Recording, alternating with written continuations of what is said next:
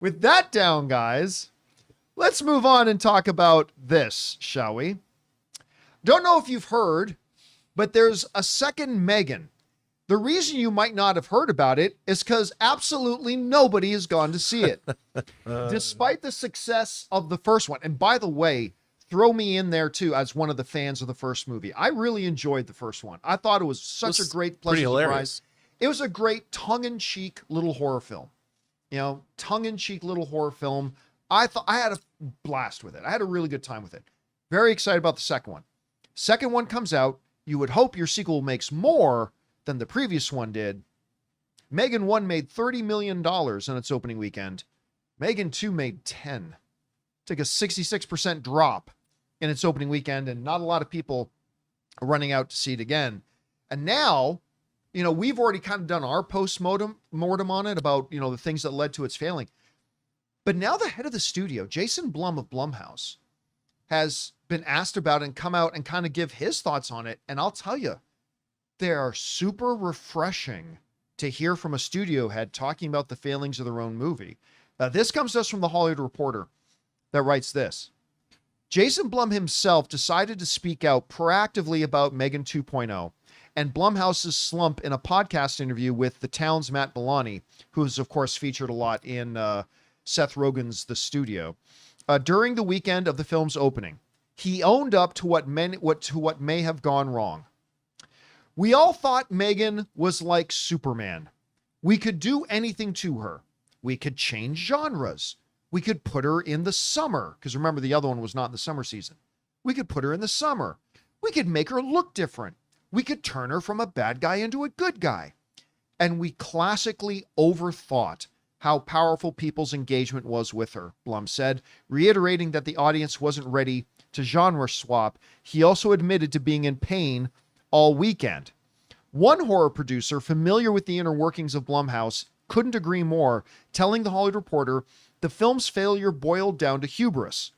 They thought they were being all clever, changing the dates and the genres, the person said.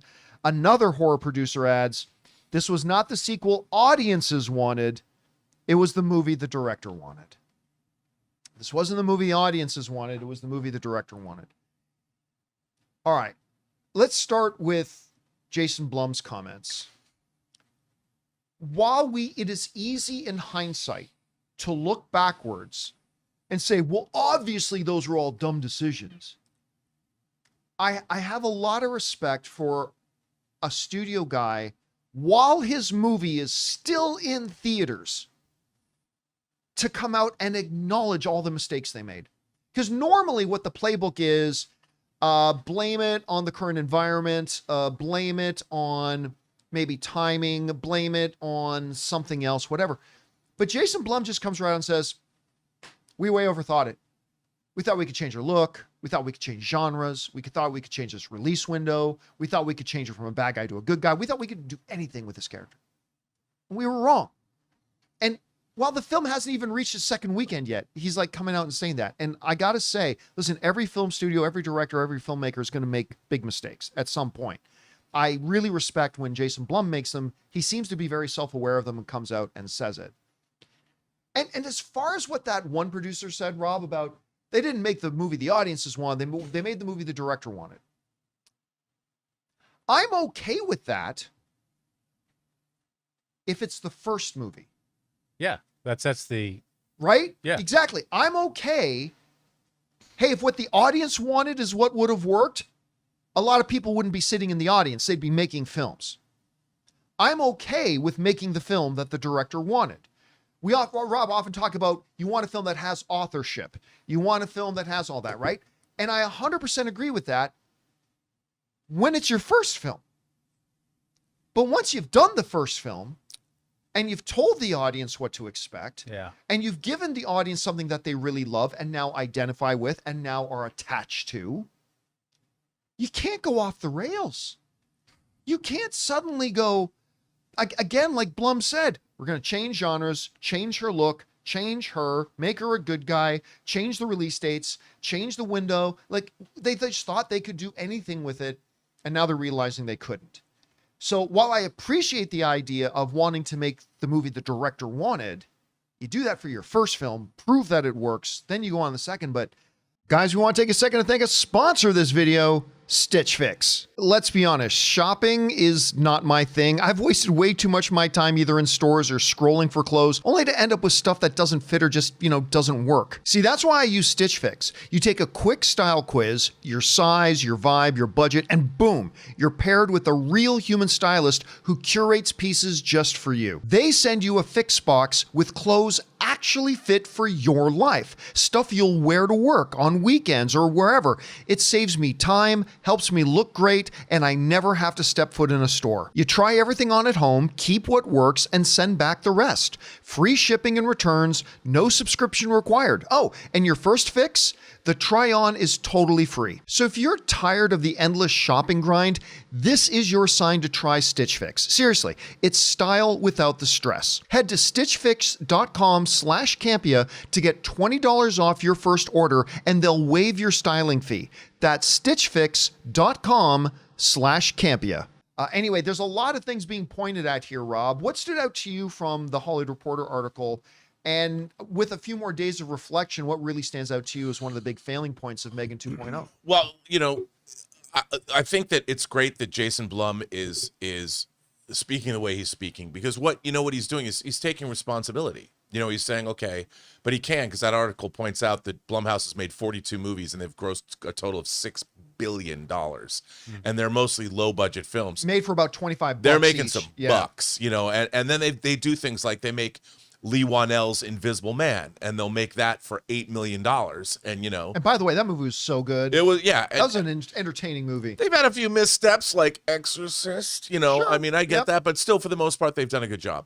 But it was really interesting because the first M3gan, if memory serves, was co-written. It was co-written by the director and a female screenwriter whose name eludes me.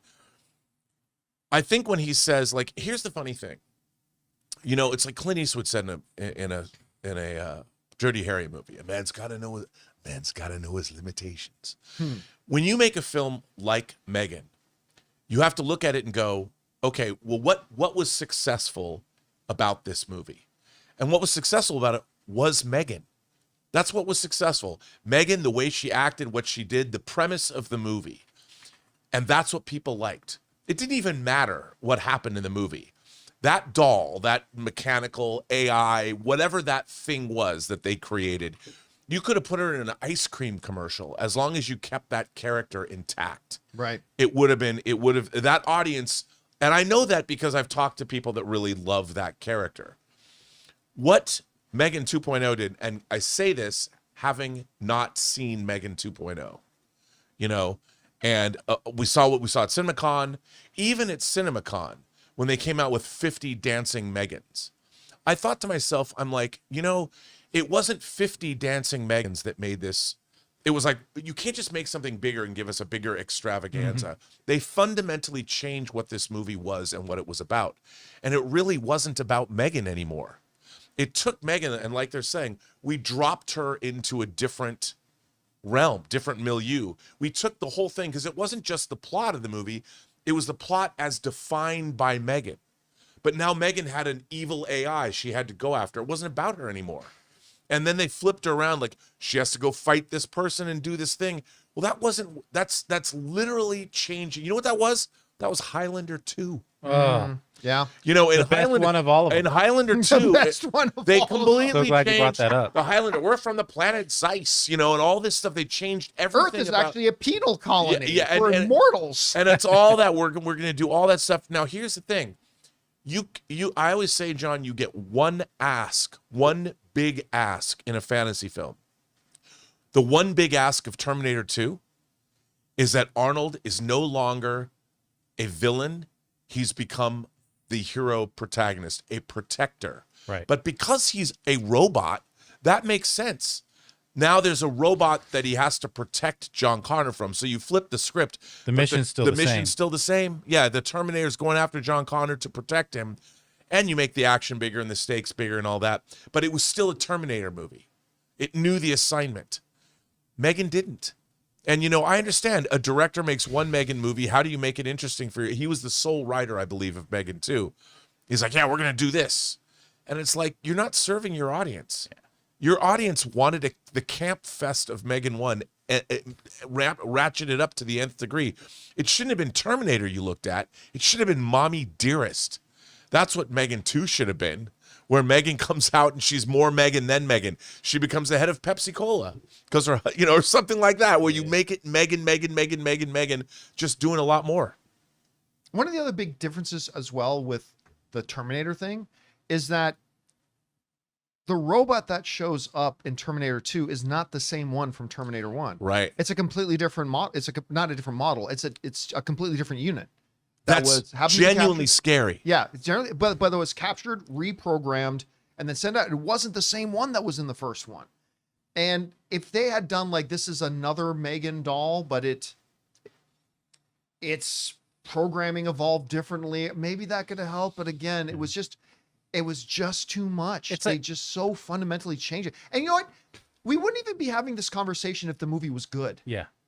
I have a feeling like we wouldn't even be like, if the Right. movie had at least ended up being good, like you want to turn it into an action comedy, okay, make the action exciting and make the comedy funny. Yeah. But they didn't do either of those. Right. So then that just leaves you with these glaring mistakes and nothing else to talk about but the glaring mistakes. Yeah, and the premise of the movie was not a M3gan premise. It was a premise from a different movie. Let's make it Terminator. No. You got to keep the movie's got to be a M3gan movie. It can't be M3gan something else movie. It's not like Annabelle. Not like Annabelle 2. It's just a night of her and her gal pals go out for a night of unfortunate drinks. That's the title for a movie right there. A night of unfortunate drinks. I mean, you know what? If M3gan 2.0 is called that, M3gan 2.0, a night of unfortunate drinks, that movie would have made more money. That movie would have doubled its box office. Yes. Still And not I enough mean, to be you profitable. have to look at things like, if I instead of Terminator, if you looked at the documentary Grey Gardens, and the people that love M3gan have all seen Grey Gardens, I guarantee it, they would be like, we're doing M3gan, we're going to do the Grey Gardens version of M3gan's. That movie would have sold. If people said it's that, and you got the second robot, and you're making a Grey Gardens with the M3gans, or you're doing Whatever Happened to Baby Jane, and you've got Joan Crawford and whatever, Betty Davis, and you're doing something like that, that would have been the movie that people would go see. Or the AI of M3gan survived the events of the first one. We already know they were making more models of it. It's somehow a little Chucky-ish here, but somehow the spirit survives, gets into the next body, and now the stakes are higher, and it's out to try to kill now whatever. It's now seeking vengeance. Simple, yes, but is it something the audience would have been much more receptive to? Absolutely. It could have been like a AI, like Ultron sort of thing, where it moves to a different body. Yeah, I mean they easily be- could have done that. Yeah. But anyway, guys, question is for you. What do you think about this? I mean, as M3gan 2.0 continues to absolutely flop and everybody's starting to do their own postmortem on it, including the studio itself, that I thought was actually very self-aware and saying, hey, look, we made all these mistakes. They're not likely to make those mistakes again, so that's why I'm impressed by it. But it is what it is.